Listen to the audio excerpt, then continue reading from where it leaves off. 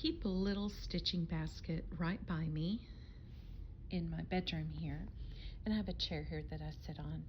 And what is in my stitching basket, I'm going to currently show you some projects that are ongoing and some projects that I just completed. So I'm expecting a grandbaby. Our fifth grandbaby is due any day now, and his mother likes woodland stuff. So I made these little mushrooms, and it's all just plain chain stitching and with some regular stitches, but most of it's all chain stitching, and she wanted a chunky look, so I did that one. And then this next one is a medieval theme because my son wanted, they want to do his little room and little castles and things like that. His name's James, so King James, get it? Anyway, so I did this little castle, and this is silk thread. The silver is all silk thread because I wanted a shiny version, but I didn't want the metallic DMC because that's very, very hard to work with, especially on knit.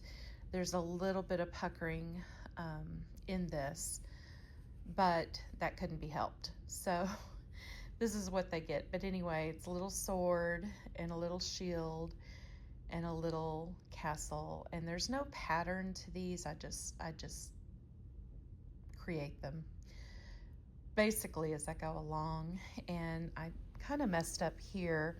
I wanted to do some flags, but it ran into the handle. Some little flags, but that's okay. They get the idea. So, and his name's going to be James, obviously, and I tried to do a fleur-de-lis up here, and it didn't turn out, but they get the gist of it. So, okay, and then I'm doing this right here. I'm working on baby James's Christmas stocking. I'm almost 50%. I would say I'm about 45%. More like 43% of the way. And then, I'm being so specific there, aren't I? And then my quilt. My quilt is an ongoing project, and I have this here. Let's see, I put it in my lap. I started doing this baby's breath because baby's breath is all over my house, as you can see. But I have this. Most of this is all just kind of sashiko stitching or boro stitching, a lot of seed stitching here. This kind of nothing really makes sense. You have, of course, the flag. I showed you that last week. And then, of course, you've got a lot of random stitching. I didn't show you this yet.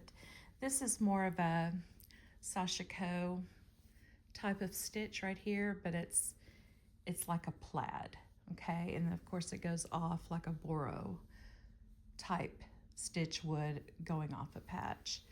And then I have another image here.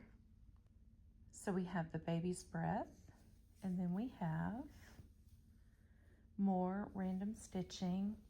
And when it's done, I will lay it all out flat so you can really see it. It's kind of hard doing this one-handed here.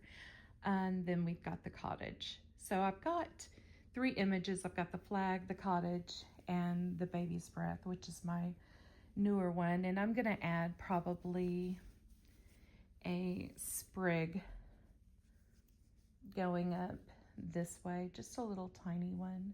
I'm gonna add that, and then I'll move to my next little image here, probably do some more seed stitching or maybe some little crosses, stars, I don't know. I just kind of read the quilt as I go. There's no pattern to this.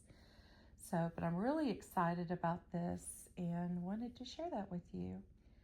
So thanks for watching, and I will see you on the next thread.